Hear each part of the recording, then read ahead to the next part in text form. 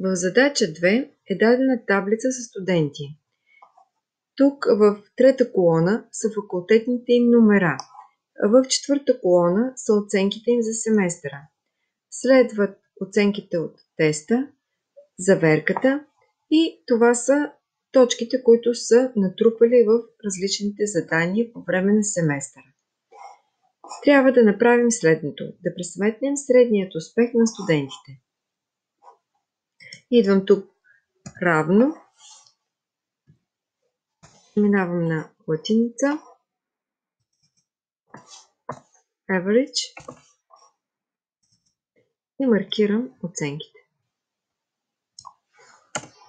Средният успех е 4,38. Ако имате повече цифри след изтичната запетая, тогава закръгляте ето тук с тези. Средният успех, както казах, е 4,38. Минаваме нататък. Сортирайте данните по успех във възходящ ред. Маркирам таблицата без средният успех. Data. Sort. Sort by. Оценка. От най-голямата към от най-малката към най-голямата. OK. И така, данните са сортирани по възходящ ред. Сега по факултетен номер, но в низходящ ред.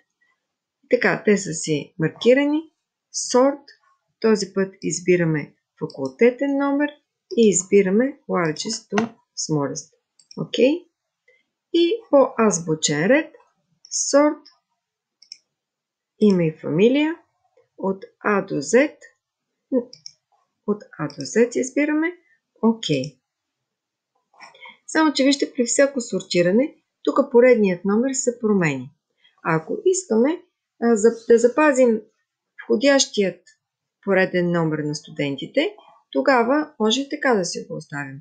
Обаче, ако искаме тук да се подредено първо, второ, трети и така нататък, тогава нека да го променим. Маркирам сега само тази колона. Data. От А до Z избирам.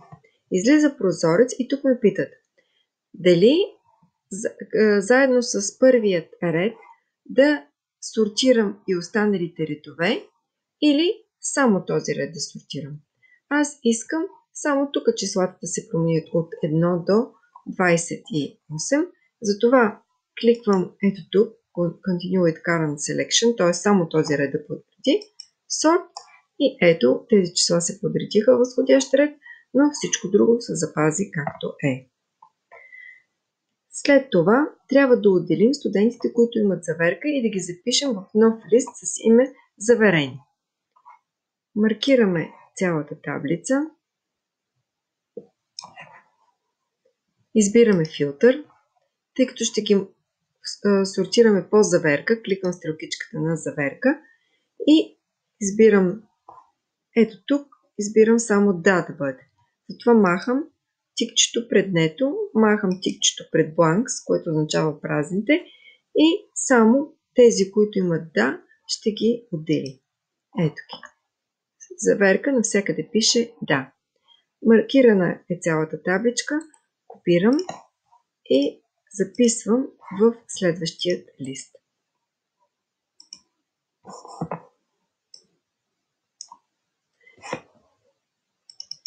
Давам му наименование заверка. Заверени.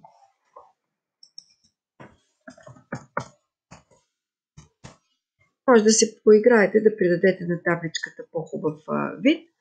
Аз направо ще направя останалите неща, които се изисква. За целта копирам условието. Слагам го ето тук.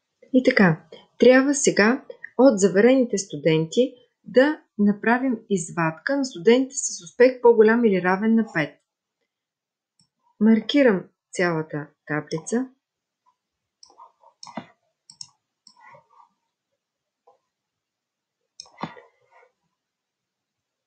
И Data, филтър, трябва по оценка. Избирам тук оценка, Number Filters, Greater Than и пиша 5. Всъщност, трябва да е по-голямо или равно на 5. Следователно, greater than or equal to. Окей. И това са студентите, които имат 5 или повече от 5. Маркирам и слагам в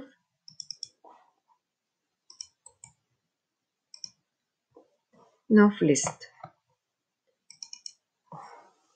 Слагам заглавие по-голямо и равно от 5, за да е ясно, че и петицата се включва. По същият начин връщам се в заверени, махам предишния филтър. Сега трябва да отделя тези, които са имат успех по-голям и равен от 4, но по-малък и равен от 5. Значи маркирам пак цялата табличка. Отново кликвам филтър. Избирам по оценката Number Filters и ще избира Between. И сега искам да е по-голям или равен на 4. Значи greater than or equal to 4 и по-малък, но да не е равен на 5.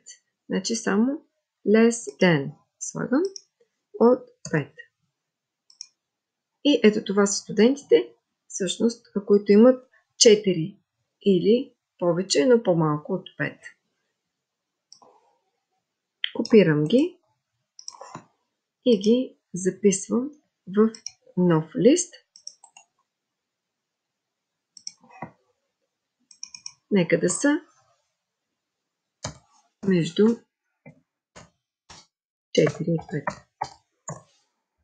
Това е, да оформете табличките, за да изглеждат по-добре.